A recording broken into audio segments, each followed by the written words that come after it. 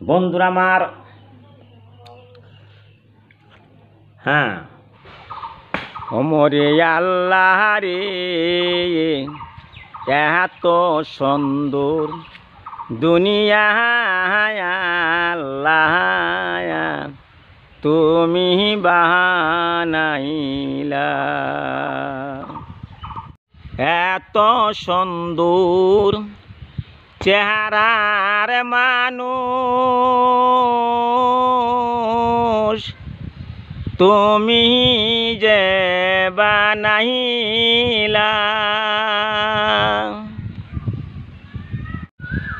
এত সুন্দর গাছ গাছেরা তুমি বানাইলা।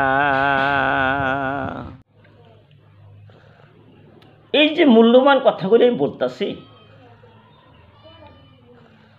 কথাগুলি বিশ্বাস করো, মহিলারা শোনো এবং পুরুষ ভাইয়েরা শোনো। এই যে হাইয়েস্ট নেপাস কথা বলতেছি, সবসময় বলিয়া থাকি, এখন তুমি ইচ্ছা করলা তুমি 100 বার তালাবত করবা মনে মনে, আলহামদুলিল্লাহ হায়েজ ও নেপাস জারি হয়ে গেছে। অনেক মহিলা চিন্তা করে দেখে হায়েস্ট নেপাস শুরু হয়ে গেছে, না জানি কিছুই বলা যাবে না। হ্যাঁ, বলা চলে, জায়েজ আছে। এই যে কথা আমি বলিয়া দিলাম, তুমি 100 বার বলতে পারবা আলহামদুলিল্লাহ, 100 বার সুবহানাল্লাহ বলতে পারবা, কোনো অসুবিধা হবে না।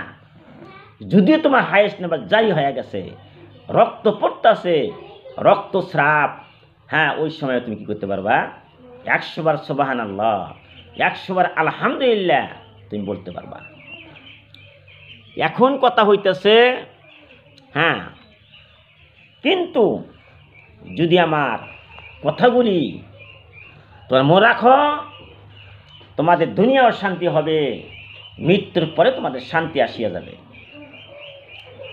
আর একটি কথা বলতেছি, হ্যাঁ,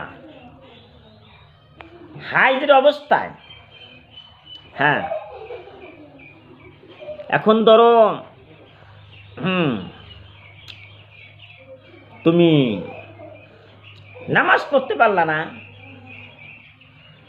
নামাজের নিয়ত, নামাজ পড়বা যে এইরকম একটা মশগুল থাকতে হবে, নিয়ত থাকতে ভাইয়া কোন সময় জানে হায়েজ আমার শেষ হয়ে যাবে, ওই সময় আমি পরিষ্কার করিয়া, কাপড় চোপড় পরিষ্কার করিয়া, ভালো করে গাও পাও ধুইয়া আমি নামাজ পড়বো। মহিলারা শোনো, এই নিয়ত তোমাদের থাকতে হবে।